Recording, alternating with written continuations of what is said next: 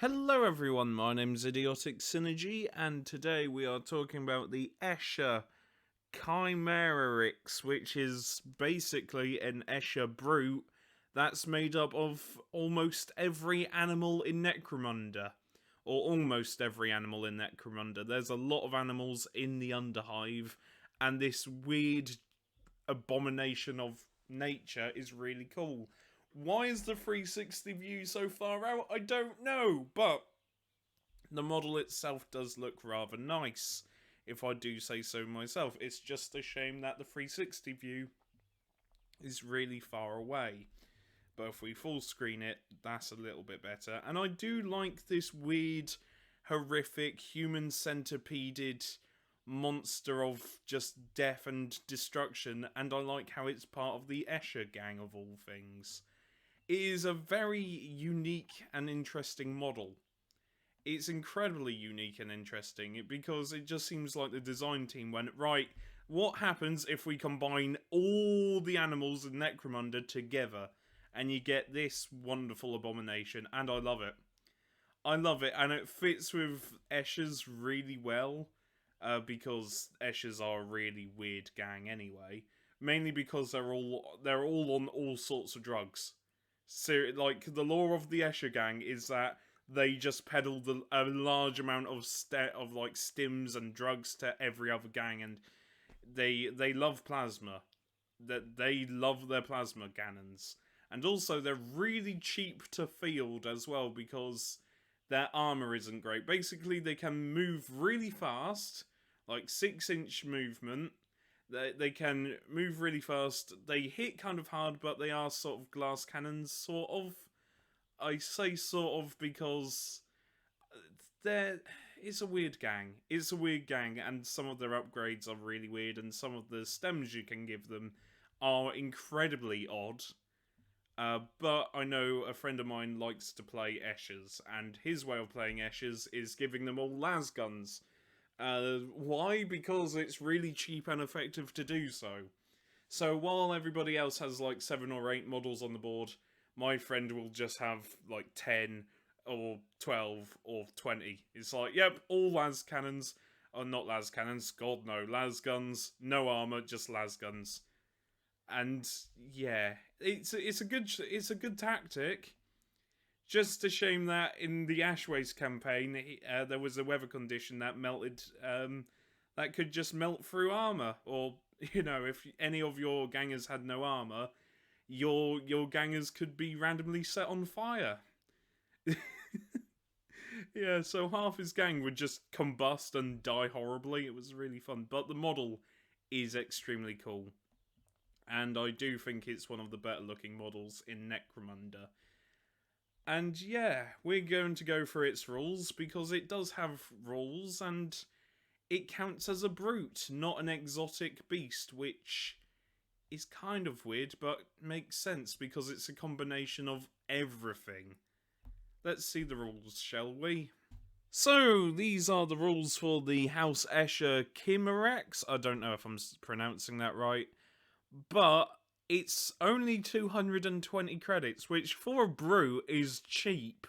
I mean, the Ambot is, is 215 credits.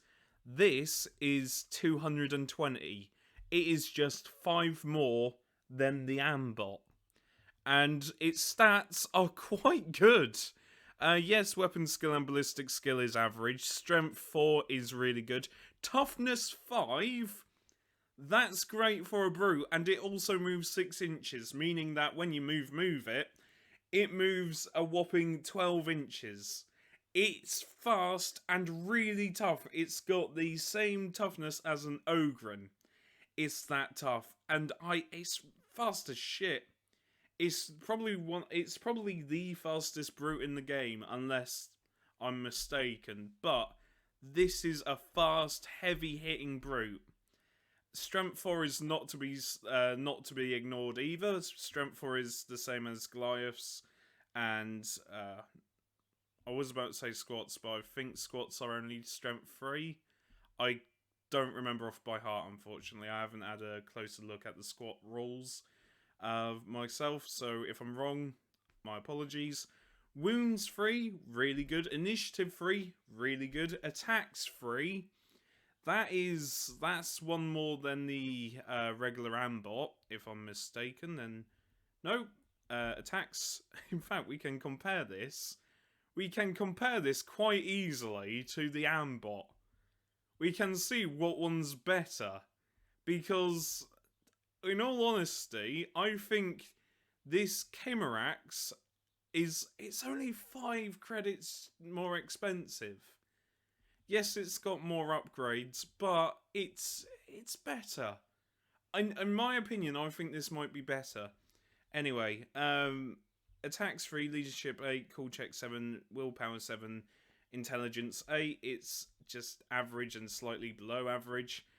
But when you compare this to the Ambot, the Ambot is, 90 credits to replace one of its tunneling claws with a grab fist, which I've already been through my opinion on the grab fist.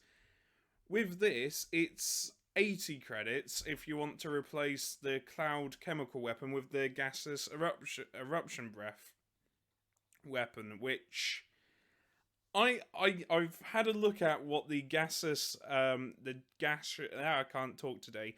I looked at what the eruption breath weapon is. It's quite interesting. It's a flamer template, but it's a gas weapon, and it's a nice upgrade. Is it worth 80 credits though? I will get into that in a minute, because obviously I need to show you what the weapons do. Also, you can upgrade its talons to razor sharp talons if you so desire, which for 30 credits you might be tempted to do. However, the regular talons are quite nice. And you can give it toughened or scaly hide, which counts as flak armor, for 10 credits. Now, that's not really needed. I mean, if you want I don't know, you've been hit with a strength 6 weapon with like a strength 6 blast weapon, and you want armor, then it's probably not even worth it, because you are toughness 5. And you are quite fast, so by the time anybody has line of sight on you, you're already ready to charge into them, and you've got 3 wounds. I don't think the flak armor is necessary, but we need to talk about the weapons, because usually I can say without a doubt that yes, it's a good weapon, or no, it's a bad weapon.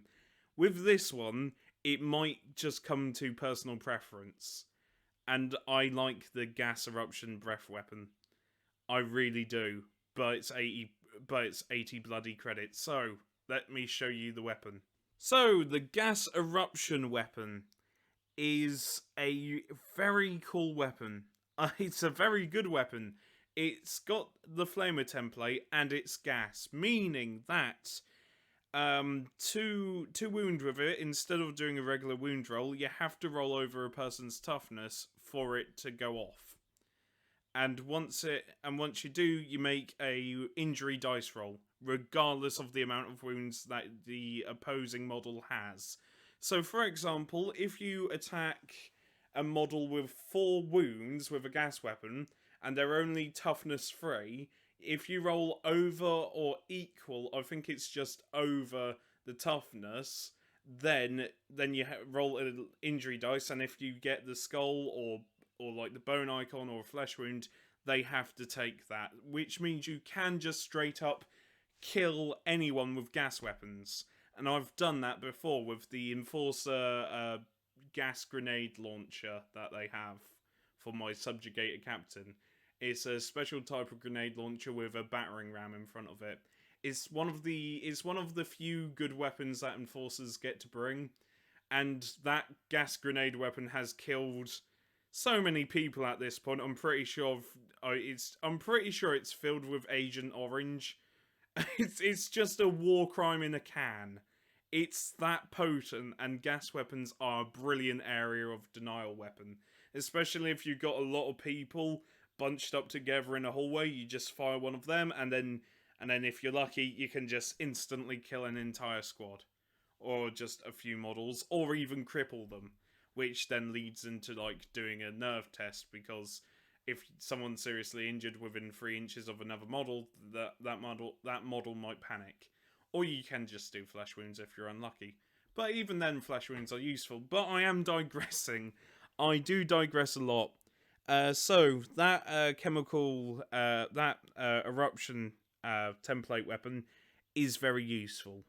The chemical cloud weapon is also very useful because though the range is tiny, only going up to 12 inches, you are quite fast, and it's a blast weapon, meaning that even if you miss, you can still hit because it scatters. With a 3-inch template, it will still scatter. It is fantastic. At close range, you're +1 to hit, so you're hitting on 3s. Strength 3, AP -1, damage 1. The AP helps. The strength is just regular gangers. You are going to struggle against Goliaths and Ogrins, but that's to be expected. But the AP -1 and damage 1 is quite good, and it's a blast weapon. So even if you miss, you can still hit. Both of them are good options. Is the gaseous cannon? Sorry, I can't talk. Gas eruption weapon. Worth it though. It is a whopping 80 credits. However, it's a really good area of denial weapon. And you move really fast, so having a template weapon where you can just charge in and set fire to everyone, I say set fire, it's a gas weapon. Having a weapon like any gas weapon's a really good weapon. So, in my opinion, it might be worth it. However, the chemical cloud weapon is also quite good. And also is quite useful for pinning enemies as well. Gas doesn't pin. That's the only problem with gas. Gas doesn't pin. So if you get a flesh wound, the person can't be pinned from gas attacks. However, from the chemical cloud, they will become pinned. So swings and roundabout. Swings and roundabouts, really. I personally would choose the gas template, even though if you don't want to waste 80 credits for it, that's totally understandable. Next up are the melee weapons. So, razor sharp talons are 30 credits, and in all honesty, if you want to take razor sharp talons, don't take the gas weapon. I know I've waxed lyrical about the gas weapon, but my god, do not take the gas weapon. Because if you combine the razor sharp talons with the gas weapon, you are spending like 110 credits on just upgrades that aren't needed. I would recommend you take the razor sharp talons if you're keeping the regular chemical weapon that it has. And the chemical weapon is useful.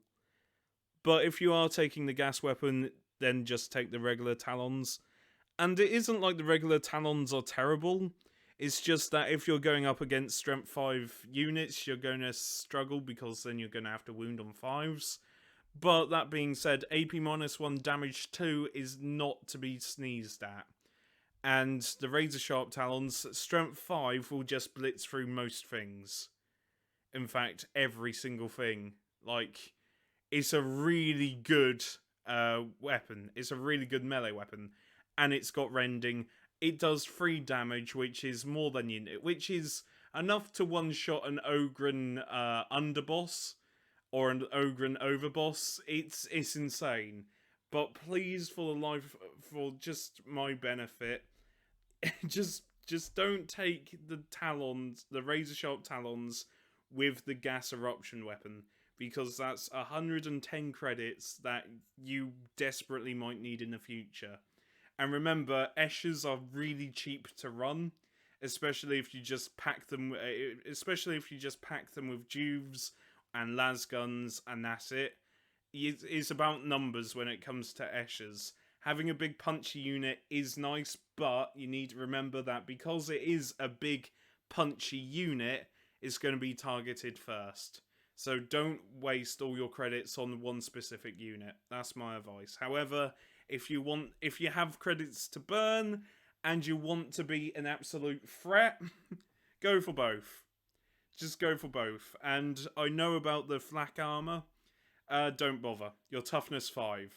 Your toughness 5, and you can run and you can move 12 inches in one turn. If you move, that's 12 inches. You are basically God.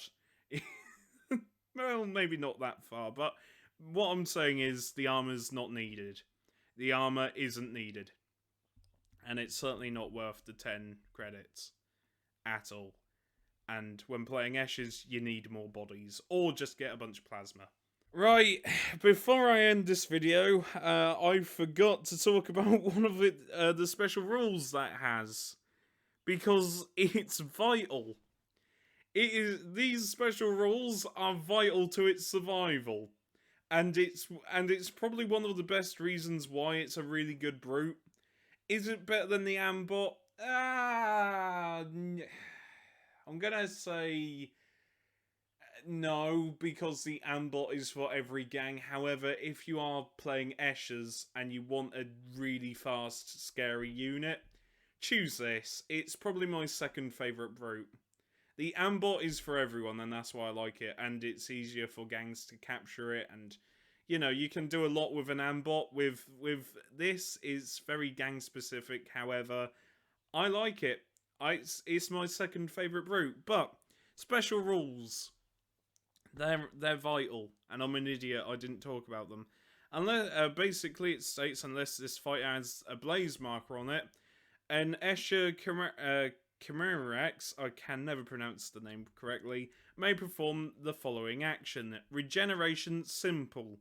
Now, it's a simple action, not a basic. What that means is that you can do it twice per turn. Meaning you can try and regenerate your lost wounds twice. So if you're down to 1 wound, you can do this action twice, where you roll a d6 and on a 4-up, you regain 1 lost wound. It's brilliant, and it helps with survivability. And as it states, unless it's got a blaze marker on it, you can do this at any time. So if you're locked into melee, you can heal yourself for 1 and then go into a fight. That's a really cool ability, because a fight is a basic action. So yeah, you can do a simple action, then just do that. It's a really good ability. To being able to heal a wound, that's really good. And again, it just shows that you don't need a flak armor. Oh, I missed this because I was like, oh, I'm going to compare it to the Ambot, and it's my second favourite. The Ambot takes it just because it's available to any gang, and there's lots of background stuff it can do, and it's quite a nice unit to have, and also it hits on freeze. But Crushing Bro is Crushing Bro. Sorry, Crushing Bro. That's its nickname. Crushing Blow. Before rolling to hit for this fighter's close combat attacks, the controlling player can nominate 1 dice to make a Crushing Blow. If that dice hits, the attack strength and damage are increased by 1. If you have razor sharp talons, that means you've got strength 6, which is enough to you basically are wounding on 2s at that point. It's just a strength 6 weapon is really goddamn good. You are wounding on 2s, and if you've got razor sharp talons, you're wounding for 4 damage. To put that in perspective, that's enough to one-shot my Ogren, Nurgle Corrupted Ogren Overboss. Because he's got 4 wounds, thanks to Nurgle's gift. It is brutal. It is brutal, and I love it to bits. And yeah, that's it. I'm an idiot. I forgot to talk about the main thing that it has. It's a really good brute though. So, I will see you later. Remember, take care, stay safe, and look after each other. I nearly forgot about that. Nearly. And someone would let me know how much of a moron I was. So, yeah. Look at me being sensible. Woohoo!